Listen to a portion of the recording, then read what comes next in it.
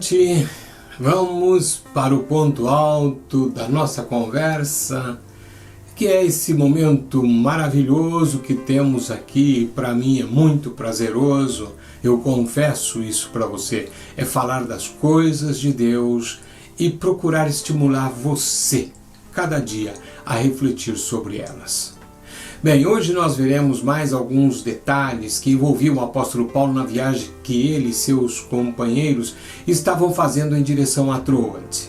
Os detalhes são muito importantes, haja vista que são neles que buscamos algumas respostas e principalmente quando pensamos em nós durante a nossa caminhada, ou poderia dizer, durante a nossa peregrinação aqui neste mundo. É nessa caminhada que precisamos fazer as contas. Isto é apenas um modo de dizer ou de avaliar certas ocorrências em nossas vidas. Quando disse que os detalhes são importantes, precisamos agir como um detetive particular para poder descobri-los. Depois dessa pequena introdução, vamos ao nosso vídeo de hoje. Vamos juntos!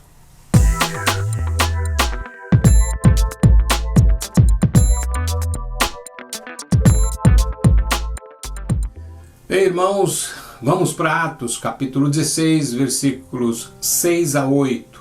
Eu já citei aqui algumas vezes estes versículos, mas eles são necessários aqui para nós começarmos essa jornada. Hoje acrescento apenas o versículo 8, mas acompanhem comigo.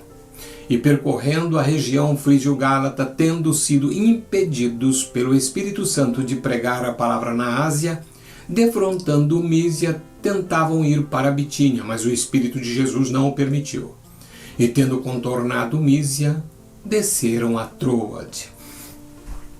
Bem, entremos no mundo de Paulo e sua viagem com destino a Troade, ou melhor, nem tanto com Paulo, mas especialmente com Jesus. Devemos considerar o relato das Escrituras e então avaliarmos a nós mesmos com honestidade diante do Senhor. Um ponto de partida fundamental é levar em conta que Paulo estava vivendo em obediência a Deus quando o Senhor lhe disse não em duas oportunidades, as quais vimos nos versículos 6 e 7. O apóstolo não estava atuando como Jonas, ao contrário, estava caminhando com Deus e não fugindo dele. Devemos começar nesse mesmo lugar. O primeiro passo antes de clamar a Deus por socorro ou indagar o porquê é examinar a nossa vida. Você está vivendo em obediência a Deus neste momento? Enquanto estivermos vivendo nesta terra, haverá sempre alguns aspectos de nossas vidas que necessitam ser polidos por Deus. Ao fazer isto, seu propósito é o de tornar-nos parecidos com Cristo. Aliás, leia e medite depois em Romanos 8, 28 e 29. Todavia, há uma clara diferença entre estar no processo de santificação e estar em desobediência direta a Deus. Quanto a isso, a maioria de nós reconhece facilmente a diferença. Devemos saber que a obediência a Deus inclui algo que muitos passam por cima. O aspecto essencial da avaliação da obediência é verificar se Deus é o centro da nossa vida. Obediência a Deus não consiste apenas em evitar o pecado, mas envolve também a participação ativa do Espírito Santo em todas as dimensões do nosso viver. Para alguns, esta abordagem pode ser mais difícil de aceitar do que lidar com algum tipo de pecado.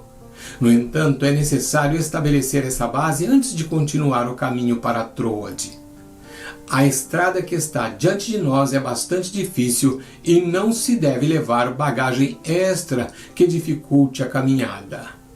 O ponto em destaque é que Paulo caminhava por fé. Isto parece infantil, mas quando perdemos a firmeza no andar é porque deixamos de confiar em Deus. Reflita. Paulo continuou sua viagem a Troade sem saber para onde ia ou quanto tempo levaria para chegar lá.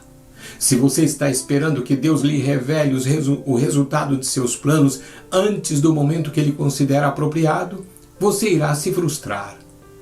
Somente depois de transitar por centenas de quilômetros e de chegar à cidade de Troade é que o apóstolo soube aonde Deus queria levá-lo.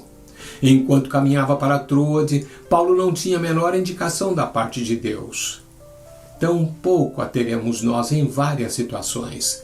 É isto o que a Bíblia chama de caminhar por fé e não por vista, lá em 2 Coríntios capítulo 5, versículo 7. Bem, não é fácil, mas a menos que aceitemos caminhar dessa forma, não avançaremos muito. Neste aspecto, como você está?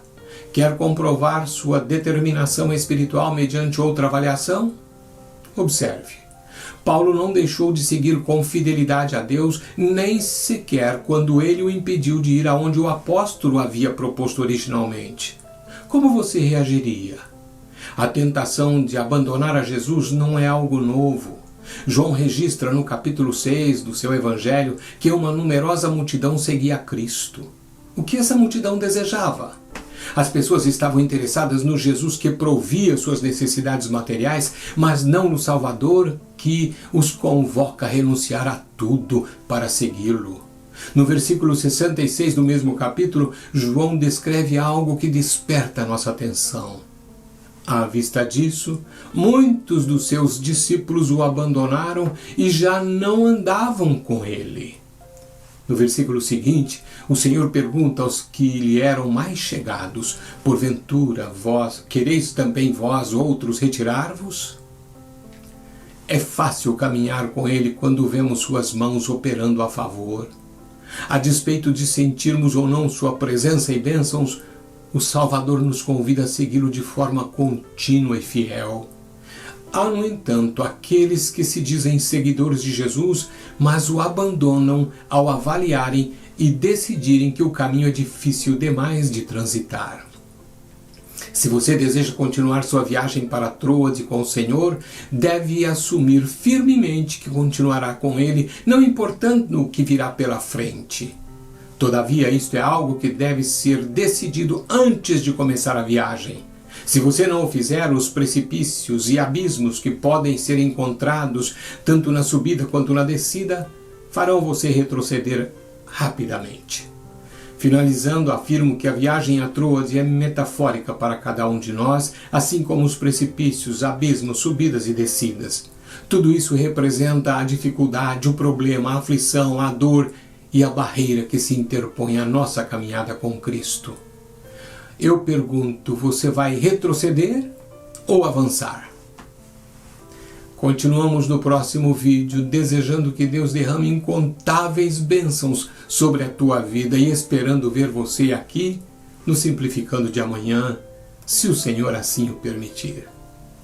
Até lá!